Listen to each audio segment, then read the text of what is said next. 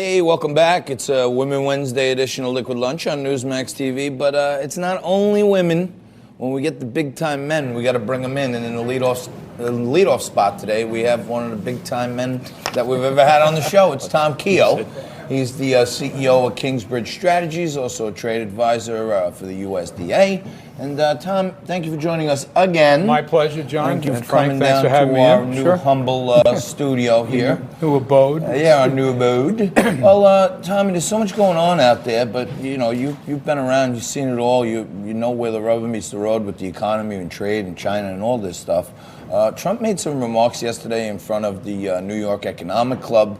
Talked about 7 million people off of food stamps, 8.5 million people are out of poverty, median household income is up $5,000. What are your thoughts on this burgeoning economy, the way I see it? Well, look, the economy's never been stronger, John, and you and Frank tout it all the time, and it's not whipped cream. It's real. I mean, we've never had people back to work in my lifetime or your lifetime as we have now. Minorities, regardless of what minority group you could think of, record levels of employment. Employment is at the lowest level it's ever been.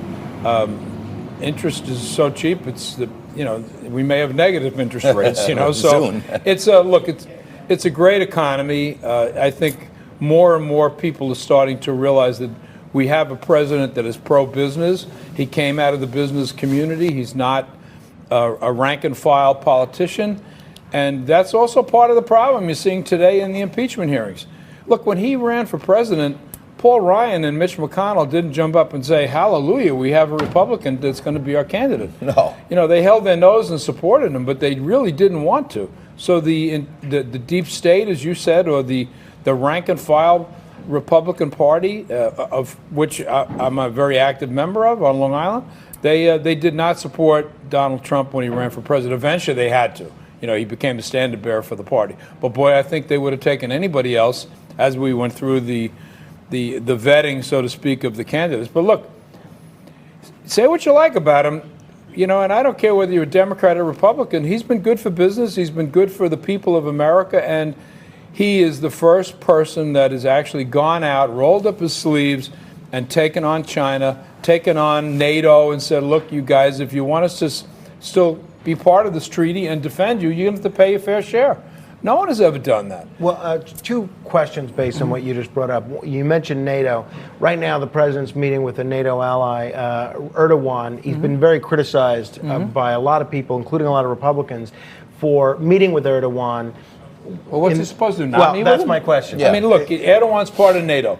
I'm sure the president, in some ways, is going to close the door, and they're going to have a come to the altar session, so to speak, but and talk real turkey, no pun intended, about what's going on. But I didn't mean to do that either. No, pun intended. But regardless, if you're talking real turkey, we should talk about Thanksgiving, because my mother's going to be making a real turkey. But look, Erdogan's he's our ally. He's a member of NATO. He's a key member of NATO.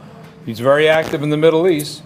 We have to deal with it. Let me ask you about trade, since you alluded to it. When the president instituted steel and aluminum tariffs, we were told this is going to raise the price of everything like crazy, on cars, on beer, on tomato cans, everything. Then we heard the same thing with the China tariffs. We heard the same thing. People screaming from the highest mountaintop, Republicans, Democrats, everybody saying this is going to put an undue burden on consumers.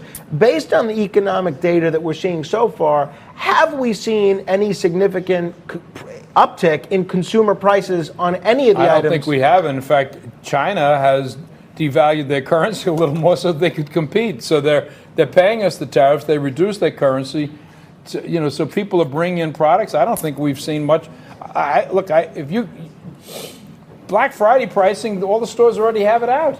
The great prices, people can take advantage of pricing on just about anything they want for Black Friday. TVs are the cheapest they've ever been. Yeah, so the tariffs did not have this cataclysmic, they didn't have this cataclysmic impact that we were led to believe they would. The Chicken Little sky is falling, it didn't fall yet, and I don't think it's going to fall. Why do we keep listening to this economic policy establishment when they keep when they're wrong year after year. So these are the same folks in both parties that pushed us towards NAFTA and GATT and WTO and most favored nation status for China, then CAFTA, then all these other free trade agreements, and it's led to a mass exodus of American jobs.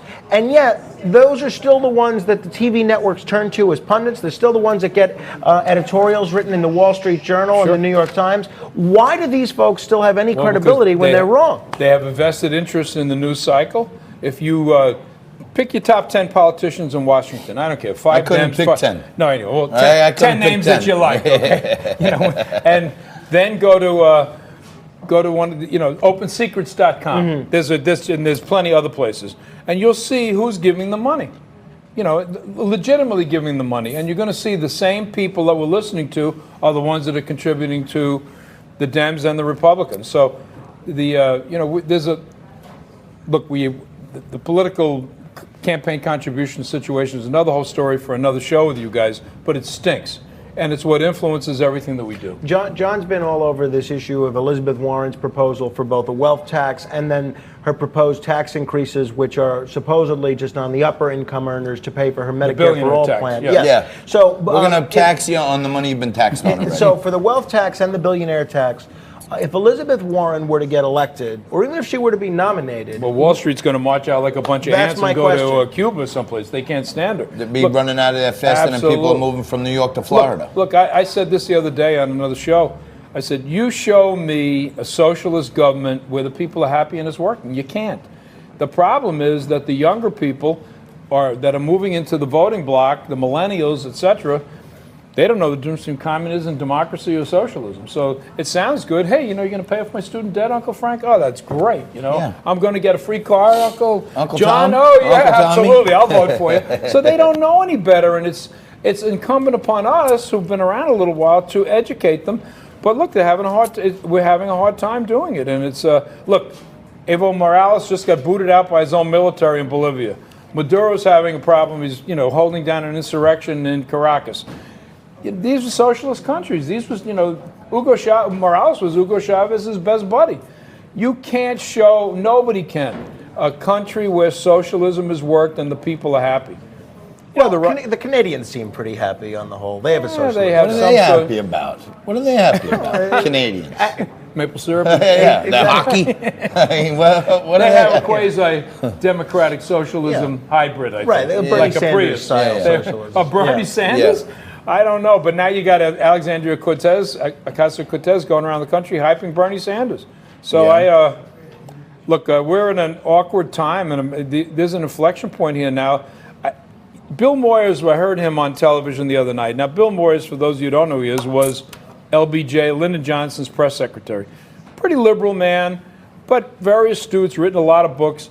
And I don't agree with him on his politics, on his liberal policies, but he did say something that I sat up in the seat and was listening. He said, look, this great experiment of America that we love, all of us, is fragile.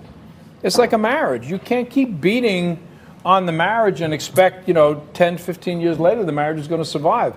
Tell me about it. And so I don't think there are too many people in government in Washington, D.C. that are talking about that. But look, Congressman King, who's a dear friend of mine, is retiring.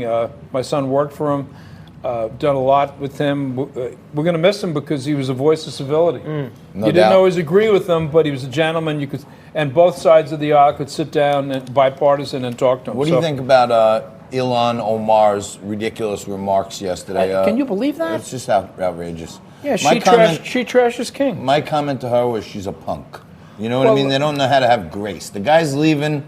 You know what? It's like at the end of a game, win or lose, you go out, you shake the other team's hand. Yeah, exactly. She trashed him because when he was the chairman of the Homeland Security Committee, he had hearings on Muslim mosques and said that that terrorism was being bred in some of these mosques, and he put the pressure on the imams and some of the clergy in the Muslim community, and justifiably so to cough up some of these people. She didn't like it. Yeah. So as I mentioned, we lead off the show with a heavy hitter. Tom Kehoe, CEO of Kingsbridge Strategies, is here. And when you want to talk turkey, you bring in Tom Kehoe. Zen Sams is coming up next. She's an actress, a mom, and executive producer of The Protocol. You're watching Liquid Lunch. Quick break. Back after this. Thank